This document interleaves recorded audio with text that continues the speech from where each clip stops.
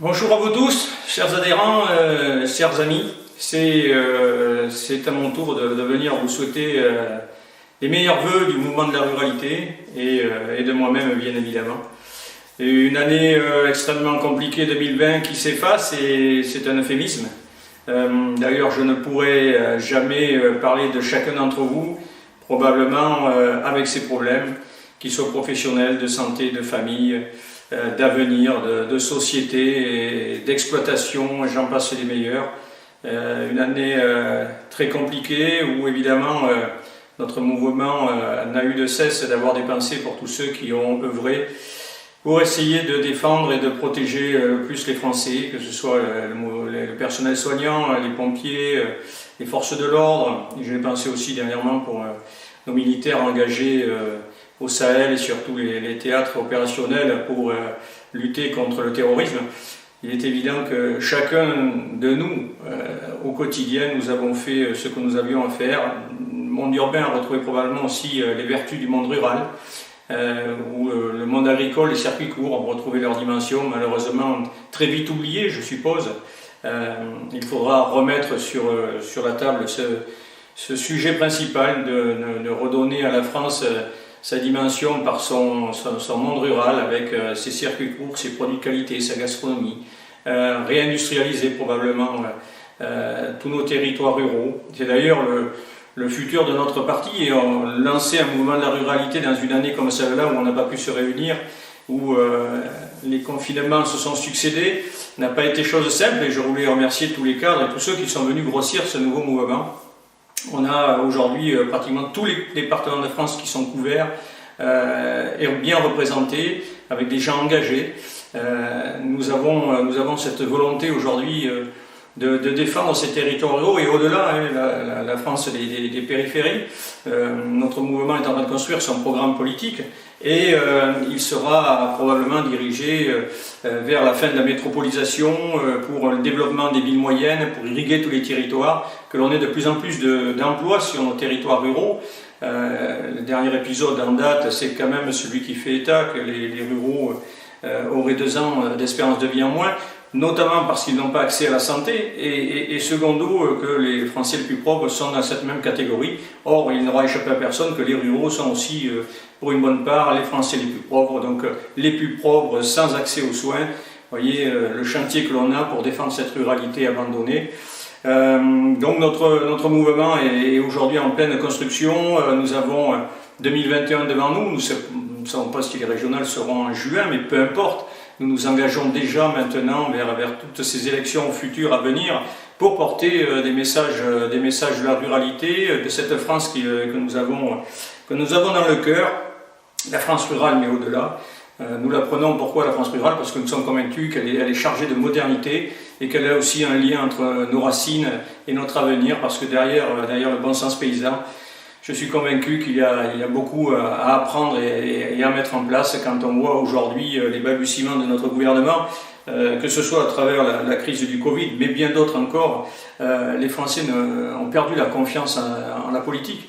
Et nous ne sommes pas des politiques en tant que tels, je ne sors pas de l'ENA. Nos cadres sont des gens qui essaient simplement de donner de eux-mêmes, en ayant pour la plupart les mains dans le cambouis.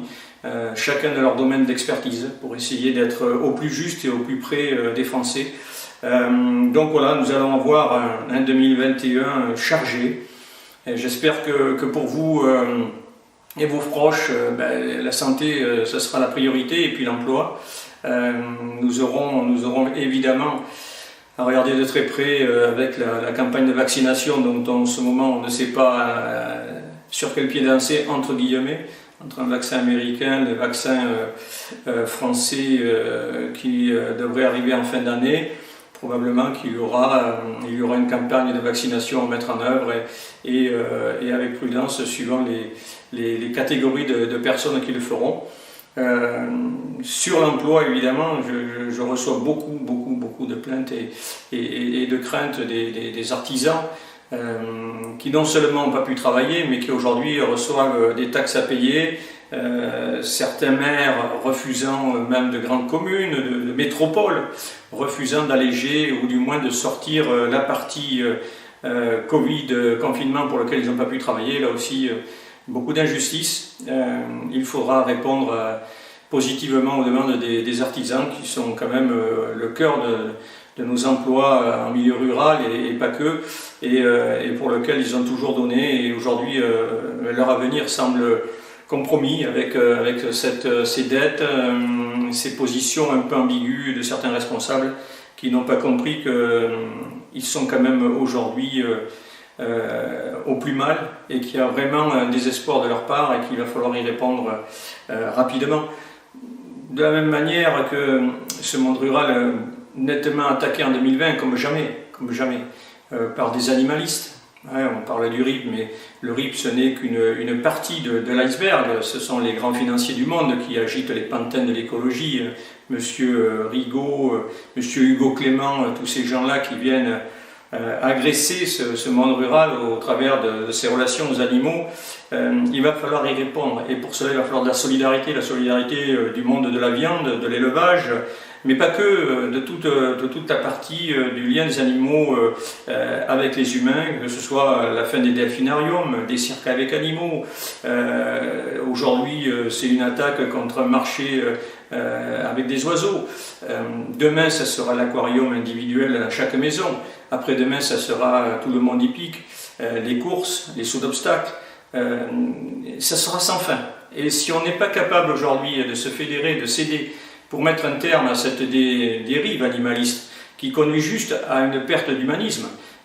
Nous le voyons à travers beaucoup de ces gens qui s'expriment. Regardez bien le fond de leur pensée, leur regard. Vous y verrez probablement beaucoup de haine, un manque de chaleur humaine.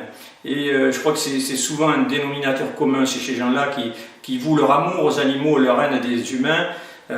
C'est pas notre façon de penser au mouvement de la ruralité. Je crois que les gens qui travaillent avec les animaux, qui élèvent des animaux, sont des gens parfaitement respectueux de la condition animale, mais l'animal a ses relations particulières avec l'homme, et il y a des animaux qui sont faits pour être élevés, consommés. Il est hors de question pour nous de passer à l'alimentation cellulaire. On est dans une dérive complètement folle, voulue par des grands financiers, et j'alerte chaque Français, chaque Française à bien faire comprendre ça à ses enfants. Je crois que l'éducation nationale devrait être un peu plus vigilante dans ce qu'elle dit et dans ce qu'elle propage. Nous nous sommes engagés cette année auprès du ministre de l'Éducation pour faire arrêter la diffusion du livre de L214 dans les écoles. La propagande animaliste, ça suffit. Nous voulons autre chose. Nous, la France éternelle, celle de la gastronomie, celle de l'élevage, la carte postale rurale que les étrangers aiment à découvrir, c'est celle-là qu'on veut défendre. Nous savons pertinemment ce que nous ne voulons plus. Nous allons proposer ce que nous voulons au travers d'un grand programme travaillé en ce moment, et nous nous engagerons prochainement dans les élections régionales, probablement aussi départementales, et on continuera le développement de ce mouvement, parce que je crois qu'il y a une forte attente des Français qui sont aujourd'hui lassés de ce qu'il se fait, des politiques qui se discréditent, et qu'il faut revenir à ce bon sens rural pour avoir cet idéal de vie, ce plaisir à retrouver la France que l'on aime et pour lequel on souhaiterait qu'on puisse la garder pour nos enfants. Nous ne sommes pas d'une génération de vieux cons, comme certains le disent, mais quand même, nous sommes nombreux à regretter cette France qui était tournée vers la solidarité, mais qui avait beaucoup de liberté. Un peu moins probablement de strates administratives, des gens qui n'ont aucun compte à rendre, mais qui n'arrêtent pas de plomber les entrepreneurs, plomber les activités ludiques, traditionnelles, etc. Il y en a ras-le-bol de cette charge administrative qui nous pourrit la vie au quotidien, qui rend les gens de moins en moins heureux. Je pense qu'il faut redonner de la liberté, du pouvoir aux élus ruraux. Les maires sont les mieux placés pour pouvoir gérer au quotidien, pour pouvoir être en lien direct avec les habitants. Je crois qu'à un moment donné, la concentration du pouvoir parisien et des grandes administrations, il va falloir y remédier et puis alléger tout ce carcan administratif, toutes ces lois, etc. pour simplifier encore et nous donner un bol d'oxygène Dieu sait qu'en 2021, on va avoir besoin cette année d'oxygène, de perspectives, d'envie de retrouver la dynamique pour la France, ce beau pays que nous méritons et pour lequel je trouve que nos élus et notre gouvernement n'est pas aujourd'hui à la hauteur. Encore une fois de plus, ce mouvement de la ruralité aura besoin de chacun, de vous tous. Je ne suis qu'un maillon qui passera de manière éphémère, j'espère, dans ce mouvement qui est la continuité d'un mouvement traditionnel, ça s'appelle Chasse, Pêche, Nature, Tradition, et qui a ses racines depuis 30 ans, qui n'a jamais fait parler de lui par les travers d'une politique qui ne soit pas respectueuse des gens. Toujours exemplarité, sincérité, loyauté, probité, ce sont les lettres de noblesse de notre mouvement. Certes, il va aujourd'hui démarrer encore plus fort sur un champ plus large, et j'invite toutes celles et tous ceux qui ont envie de se battre pour cette France rurale de venir nous rejoindre, de porter chacun sa pierre à l'édifice, ses idées, ses besoins, voire s'engager. Les élections départementales arrivent, les régionales, puis d'autres, il y aura les législatives.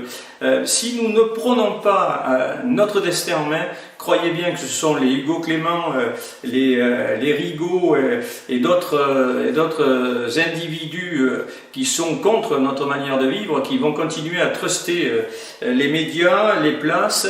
D'ailleurs, j'aurai probablement dans mes prochains vœux au monde de la chasse à alerter ceux qui seront tentés d'aller soutenir des listes composées avec le monde de l'écologie verte, car c'est probablement le pire à faire. Là où maintenant les urbains sont tentés de venir après le Covid, chacun pour y prendre une habitation, peut-être une résidence secondaire, il faudra probablement aller là derrière, empêcher les dérives telles que celles que l'on a vues tout au long de l'année 2020, ceux qui veulent faire boucher les mares parce que le chant des grenouilles les dérange, ceux qui veulent faire arrêter le chant du coq, le son des cloches, le son des canards, le chant des poules, même certains le chant des cigales, voyez-vous. Il va falloir remettre un peu de l'ordre dans ce nouveau monde qui veut s'approprier la ruralité. La ruralité, elle est entière, mais elle est entière avec ses traditions, ses us et coutumes, et il faudra les protéger. Voilà, donc meilleurs vœux à vous toutes et à vous tous, la santé et l'ambition de retrouver une vraie ruralité. Avec le mouvement de la ruralité, avec vous tous, on va gagner.